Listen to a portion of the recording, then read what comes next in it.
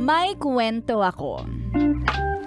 I am a woman trapped inside a man's body. Wow naman. Gusto ko ikwento ang intimate love and fantasy ko. Nung mga time na ang hirap mag-out bilang isang Becky. Kaso di ko masabi. Naging tahimik ako at di pala kaibigan. Akala tuloy ng iba, suplado ako. May nakakrushan ako noon na lalaki. Kapitbahay ko siya. At tuwing makikita ko siya sa labas, lagi niyang kasama ang best friend niyang babae. May galit. Ramdam ko na hindi siya straight guy.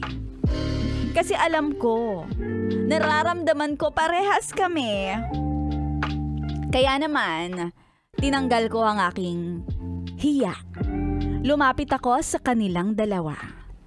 Pero ang unang kumausap sa akin ay yung girl bestie na nagsabi sa akin ng, "Hi!" So napahay din ako. Tapos, nagkatinginan sila ng kanyang boy bestie. Parang nag-uusap sa tingin.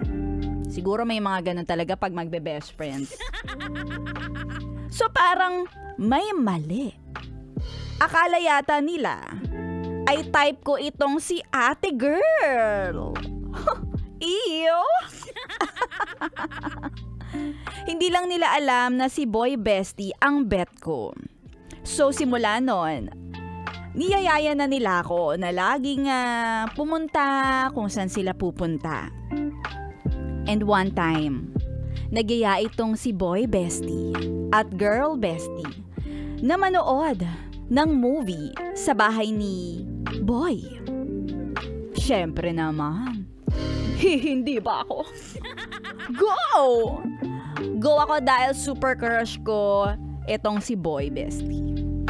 At baka nga lumabas ang pagkabading ko sa kanya. Pagdating ko sa bahay ni boy, syempre nandun ang girl bestie. Mabait siya pero sorry. Sorry sa'yo dahil malaki kang asungot. Grabe naman sa asungot.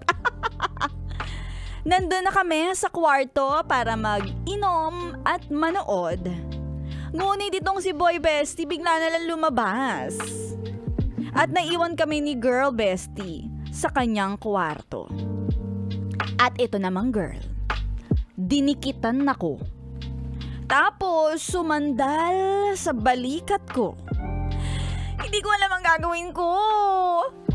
Nagsusumigaw ang loob ko na, "Girl, anong ginagawa mo? Di tayo talo. Isa kang lason." Bigla na lang akong hinalikan ni girl sa leeg. Nakiliti ako na, "Ay, iwi." At doon naman talaga ako napaatras ng bongga. Pag-aatras ko, sinabi niya agad sa akin, "Sinasabi ko na nga ba eh. Sinasabi ko na nga ba, Becky ka." Sinabi ko kay girl, "Uy, wag mong sasabihin dun kay boy. Please." Pero ano pa nga ba? Nalaman din naman ni boy. Pero eto bes, ang plot twist.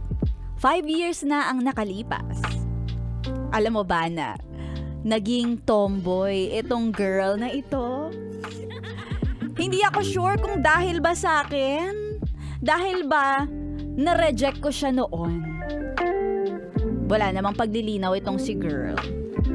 Pero bes, who would have thought? BFF kaming tatlo. Isang Becky, isang boy, at isang tomboy. And it's normal na maging magkakaibigan kahit hindi pa kayo magkakapare-pareho.